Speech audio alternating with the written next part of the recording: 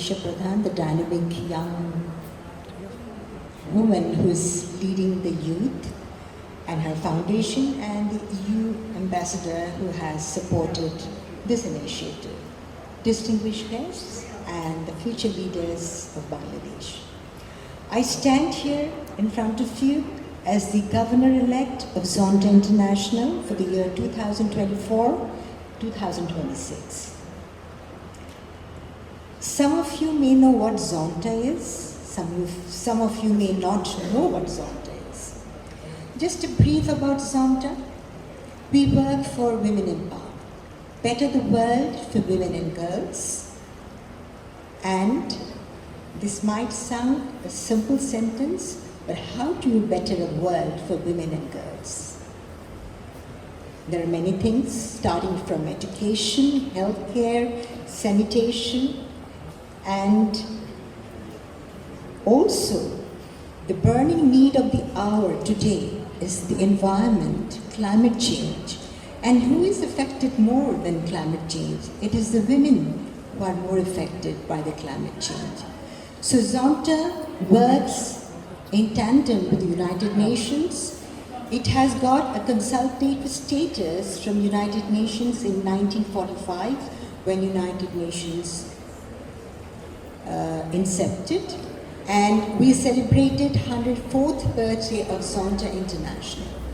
We have about our footsteps in 63 countries, 240,000 members all over the world, and we have about 1,400 clubs all over the world, and 39 new clubs are forming at the end of December. So this is what Zonta is. But I have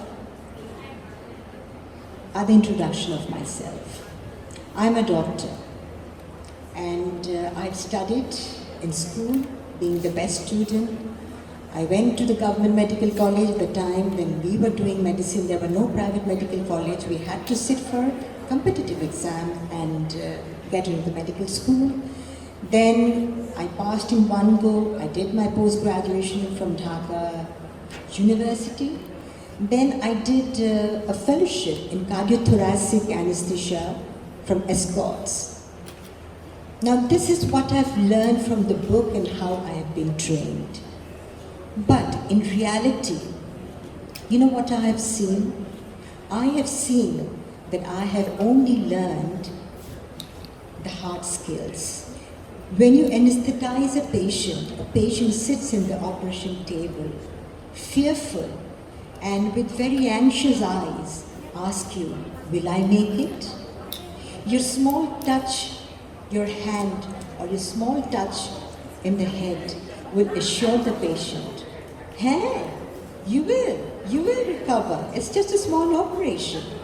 So I am constantly trying to build my soft skills, and I think this is what is needed. You have come to this world not to be a doctor or an engineer. You have come to do even more. So after 28 years of medical practice, I thought I need to do more.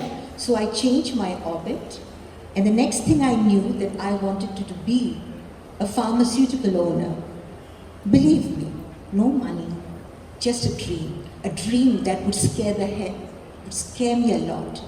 But what I started bringing very niche product from America and made it available to local people at a very affordable price. My tagline is affordable price. Everybody should get a chance to use the first choice of drug. And you might ask me, getting drugs from America must be very expensive. Yes, it is expensive, but you know what? I get it from Turkey because every medicine over there is subsidized. So I bring it from Turkey. And what do? I have a small share in a pharmaceutical company in Chittagong, and I also do contract manufacturing, and I can't fight the local market. I export to Nigeria. And I know where there is high population, there is the market. and I sell my medicine at a very, very nominal price. So that is me. So why did the idea come? Because I wanted to employ people. I wanted to employ, if I employ 15 people in my company, and if they have 3 members in their family, 15 into 3, I'll be responsible for them. That was the idea. As I moved on, I thought women need to talk. We cannot develop a country without a woman. Because they are, as I said, they are the architect of the civilization, they carry the womb of the universe.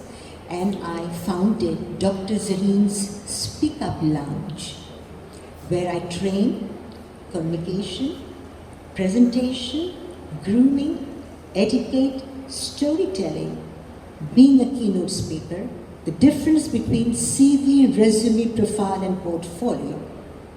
And when I do my own sessions, I only do it for women because I want women to speak up.